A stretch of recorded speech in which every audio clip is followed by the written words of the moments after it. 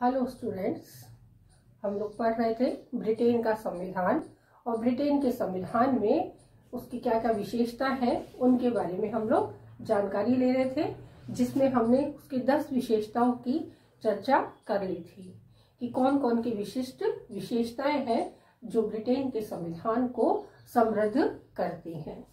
आज हम उसी विशेषताओं के क्रम में पार्ट 2 के रूप में इसको पढ़ रहे हैं, यानी 10 विशेषताओं के बाद 11वीं विशेषता के बारे में। तो उसका 11वीं विशेषता है सैद्धांतिक अभिसमय पर आधारित। इसका अर्थ ये होता है सैद्धांतिक अभिसमय। अभिसमय आपके लिए नया शब्द है।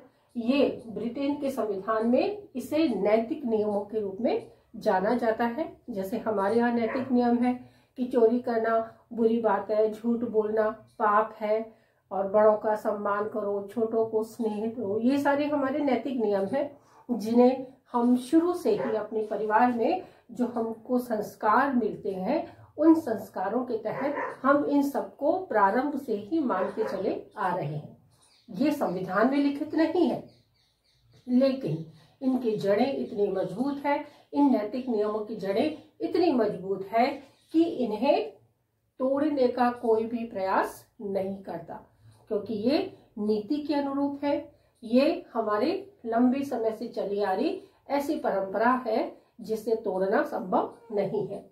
उसी प्रकार ब्रिटेन में भी इन नैतिक नियमों को अभिसमय के नाम से जाना जाता है, और ये अभिसमय सिद्धांत का रूप ले चुके हैं, यानी इसीलिए इन्हें सैद्धांतिक अभिसमय पर आधारित कहा जाता है। तो ब्रिटेन का संविधान जो है वो सैद्धांतिक अभिसमयों पर आधारित है। किस रूप में आधारित है उसे अब हम पढ़ लेते हैं। ब्रिटिश संविधान में लिखित संविधान के अभाव में अनेक विधियां, रीति रिवाज, परंपराएं तथा प्रथाएं आदि ब्रिटिश संविधान के प्रमुख अंग बन गए हैं। ये सभी आदर व श्रद्धा की दृष्टि से देखे और माने जाते हैं, जिनके पीछे विधि संबंधी कोई शक्ति नहीं है, फिर भी ये सर्वमान्य है, क्योंकि इनके पीछे जनमत शक्ति है, जिसके कारण उनका उल्लंघन करने का कोई साहस नहीं करता। ये हमें ज्ञात है कि ब्रिटेन का संविधान क्या है? अलिखित संविधान है। जब वहां पर लिखित संविधान है ही नहीं, तो बहुत सारी ऐसे रीति रिवाज, परंपराएं उसमें उसके संविधान का मूल आधार बन चुके हैं, और इन आधारों में कहीं भी कोई भी संवैधानिक शक्ति इसे प्राप्त नहीं है। लेकिन ये अभिसमय की जड़ें इतनी मजबूत है और इन्हें तोड़ना किसी के लिए संभव नहीं है। ऐसा क्यों? क्योंकि यहाँ पर जनमत शक्ति इनके साथ है, और ये सभी सर्वमान्य है और सभी के लिए सम्माननीय है। अगली विशेषता है विधि का शासन। विधि का अर्थ होता है कानून या संविधान के अनुसार। तो ब्रिटेन के संविधान में हम जानते हैं कि उसकी विशिष्ट विशेषता रही है कि उसमें लिखित संविधान नहीं है। पर लिखित संविधान नहीं होने का अर्थ ये नहीं है कि वहां पर कानून नहीं है। कानून है, बहुत सारे कानून है। आपको जानकर आश्चर्य होगा कि भारत में लिखित संविधान है, और लिखित संविधान होने के बावजूद हम भारतीयों का दुर्भाग्य है कि हमें कानूनों की जानकारी नहीं है, या हम अपने संविधान के बारे में बहुत ही कम ज्ञान रखते हैं। लेकिन ब्रिटेन में अलिखित संविधान होने के बावजूद भी वहां के अधिकांश नागरिकों को, पूर्ण तो नहीं कह सकती मैं भी, लेकिन अधिकांश नागरिकों को ब्रिटेन के जो कानून है, जो संविधान है, वो टिप्स पर याद है। तो वो ब्रिटेन के संविधान की विशेषता रही है कि अलिखित होने के बावजूद वहां के जो नागरिक है, वहां पे जिन्होंने जन्म लिया है, जो नागरिकता रखते हैं, वो सभी लोग उन कानूनों के दायरे में रहकर ही अपना जीवन यापन करते हैं। तो विधि के शासन का अर्थ होता है कि जो भी शक्तियां मिली है कानून के अनुसार मिली है, और कानून से ऊपर कोई नहीं है, यानी विधि के ऊपर कोई नहीं है, जितने भी पद हैं वो सभी एक राजनीतिक पद, संवैधानिक पद और शक्तिशाली पद हैं, उच्च पद हैं, लेकिन फिर भी संविधान से ऊपर कोई नहीं है। तो विधि से ऊपर कोई नहीं है और उसी को बोलते हैं विधि का शासन। विधि के शासन का अर्थ होता है ब्रिटेन के संविधान का संचालन किन्हीं विशेष व्यक्तियों की इच्छा द्वारा नहीं वरन विधि के अनुसार चलाया जाता है, क्योंकि विधि से ऊपर कोई व्यक्ति नहीं है। विधि की दृष्टि में सभी लोग समान हैं और सभी समान शक्तियां विधि के द्वारा ही प्रदत्त हैं। सभी के लिए समान दंड विधान भी है, यानी किसी विशेष व्यक्ति की इच्छा का परिणाम नहीं होकर इसका परिणाम है कानून का, विधि का, और उसी को विधि के लिए बोलते हैं विधि का शासन। की समस्त शक्तियां विधि के द्वारा दी गई है और विधि के समक्ष सभी लोग समान हैं, यानी कानून के समक्ष सभी लोग समान हैं और सभी के लिए एक ही प्रकार की दंड का विधान है, दंड व्यवस्था वहां पर किया गया है। तो इस तरीके से हम देखते हैं कि इंग्लैंड के संविधान में, ब्रिटेन के संविधान में विधि का शासन सर्वोपरि स्थान रखता है। अगले पॉइंट की जब हम बात करते हैं तो वो है आनुवांशिकता के तत्व। आनुवांशिकता का अर्थ क्या होता है? आनुवांशिकता का अर्थ वो होता है जिसका रिलेशन जीन से होता है। किस जीन की बात हुई है?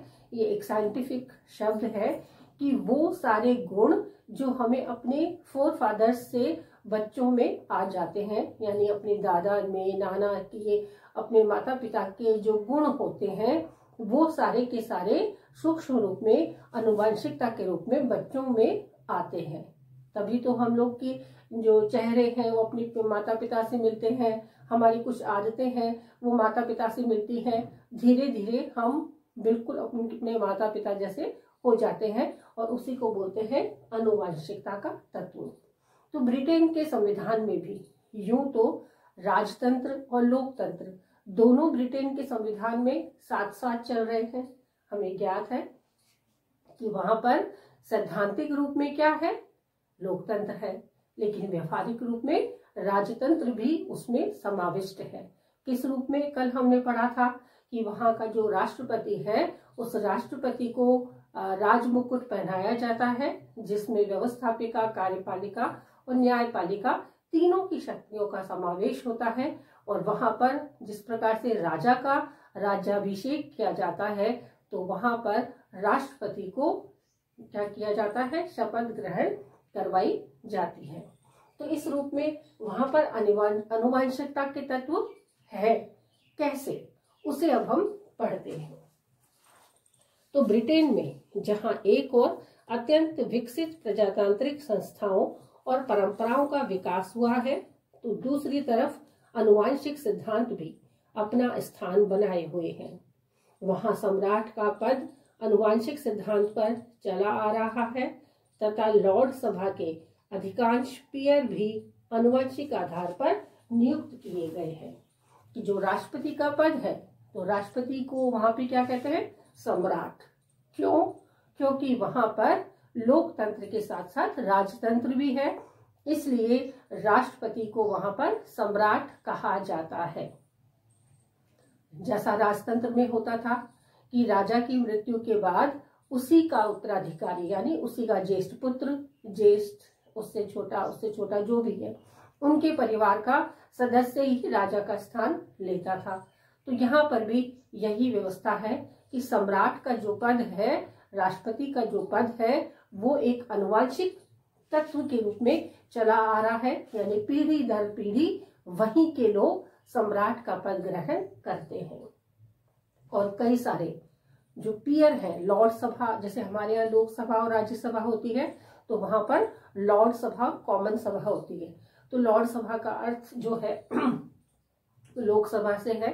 तो लोकसभा के जो सदस्य हैं, जिनको हम सांसद कहते हैं भारत में, तो वहां पर ब्रिटेन में उन्हीं सांसदों को पीयर के नाम से जाना जाता है। अपने यहाँ तो पीयर ससुराल होता है और वहां पर पीयर का अर्थ होता है लॉर्ड सभा या कॉमन सभा के सदस्य।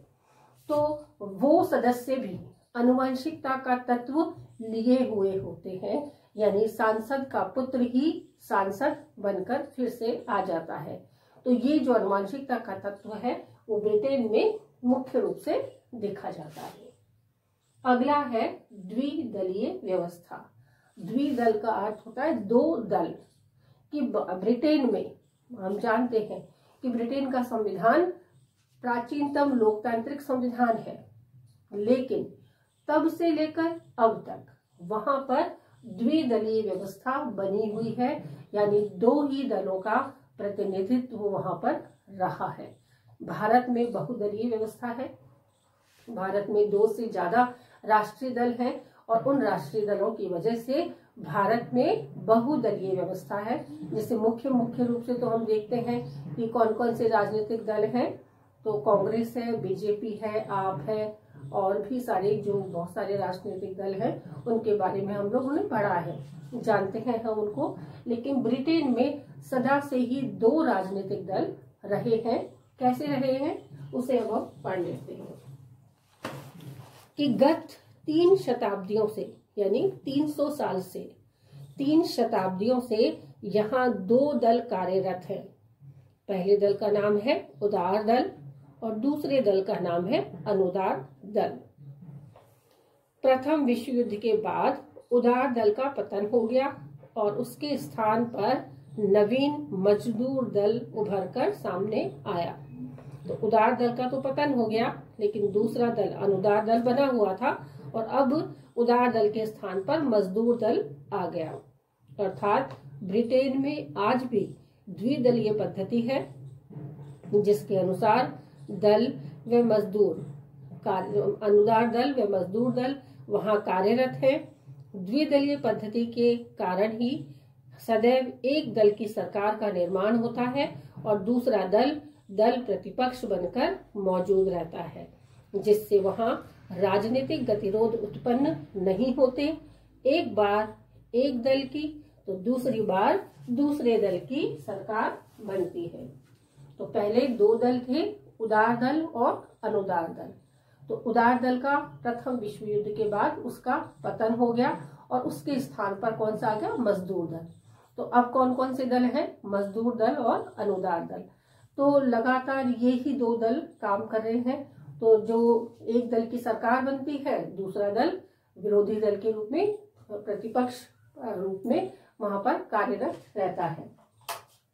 और जो वहां पर द्विदलीय पद्धति के कारण एक बहुत बड़ा फायदा ये होता है कि जिस दल की सरकार बनी है वो दल ज्यादा पंगे नहीं करता विरोधी दल के रूप में। क्यों नहीं करता? कि वही चीज अगली बार जब सरकार बनेगी, वही 5 वर्ष का कार्यकाल है वहां पर, तो जब अगली बार उनकी सरकार बनेगी और ये दल जो अभी सत्ताधारी दल है वो दल प्रतिपक्ष दल के रूप में विरोधी दल के सामने उपस्थित होगा, तो जब ये पंगे करेंगे तो वो भी पंगे करेंगे। इसलिए वहां पर जो राजनीतिक गतिरोध है वो न के बराबर है और प्रत्येक दल, दोनों दल मतलब बारी बारी से सरकार उनकी बनती है, तो उनमें राजनीतिक गतिरोध उत्पन्न नहीं होता। अगला है अधिकार एवं स्वतंत्रता। इसका अर्थ क्या है? अधिकार, जो मौलिक अधिकार हमें प्रदान किए गए हैं हमारी सरकार की तरफ से, तो वो अधिकार और स्वतंत्रताएं जो हमें प्रदान की गई है मौलिक अधिकारों के माध्यम से सरकार के द्वारा। तो ब्रिटेन का संविधान तो लिखित संविधान है ही नहीं। इसका अर्थ क्या हुआ? इसका अर्थ ये कदापि नहीं है कि ब्रिटेन के संविधान में लिखित संविधान के अभाव में ब्रिटेन के नागरिकों को कोई अधिकार और स्वतंत्रताएं प्रदान नहीं की गई है। ऐसा बिल्कुल भी नहीं है। वहां पर संसदीय नियमों के द्वारा उन्हें अधिकार और स्वतंत्रताएं प्राप्त है और उन्हीं के अनुसार वो वहां पर कार्य करते हैं। ब्रिटिश संविधान के नागरिकों के अधिकार किसी अधिकार पत्र या मूल अधिकारों द्वारा निश्चित नहीं किए गए हैं। इसका यह अर्थ कदापि नहीं है कि अन्य देशों के नागरिकों की तुलना में ब्रिटेन के नागरिकों को अधिकार प्राप्त नहीं है। इन्हें संसदीय नियमों द्वारा व सामान्य विधि द्वारा अधिकार दिए गए हैं, किंतु शर्त यह है कि वह नागरिक किसी कानून को भंग न करे या अन्य नागरिकों के ऐसे अधिकार को आघात न पहुंचाए। तो संसदीय नियमों द्वारा या सामान्य विधि द्वारा वहां पर कानून जो है उनके अनुसार ब्रिटेन के संविधान द्वारा नागरिकों को मौलिक अधिकार के रूप में अधिकार और स्वतंत्रताएं दी गई है, लेकिन शर्त ये है कि कोई भी नागरिक दूसरे नागरिक के अधिकार और स्वतंत्रताओं में हस्तक्षेप नहीं करेगा और न ही किसी कार्य को करने में कहीं ना कहीं अवरोध उपस्थित नहीं होने देगा। अंतिम विशेषता है ब्रिटेन के संविधान की प्राचीनतम लोकतंत्र एवं रूढ़िवादी सिद्धांत।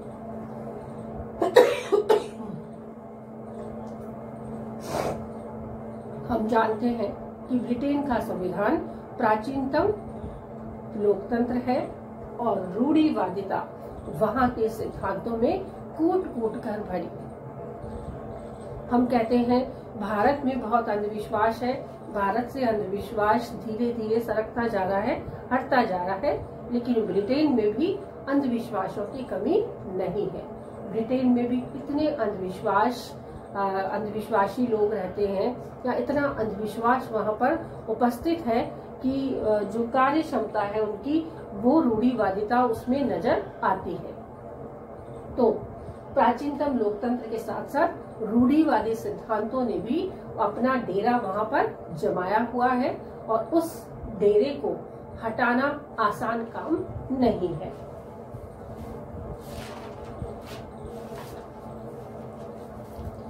ब्रिटेन का संविधान प्राचीनतम लोकतांत्रिक व रूढ़िवादी संविधान है। इंग्लैंड के निवासियों की राजनीतिक जागरूकता ने राजनीतिक स्थिरता को फलने फूलने में पर्याप्त मदद की है। फिर भी आज भी ब्रिटेन में राजतंत्र जैसी कई रूढ़ियां मौजूद हैं और क्योंकि ब्रिटेन के लोग क्रांतिकारी परिवर्तनों में विश्वास न करके परंपराओं व रूढ़ियों में अधिक विश्वास करते हैं, इसलिए इन परंपराओं व रूढ़ियों को संविधान में विशेष स्थान मिला हुआ है। हम देख सकते हैं कि ब्रिटेन के संविधान में कहीं ना कहीं इस प्रकार की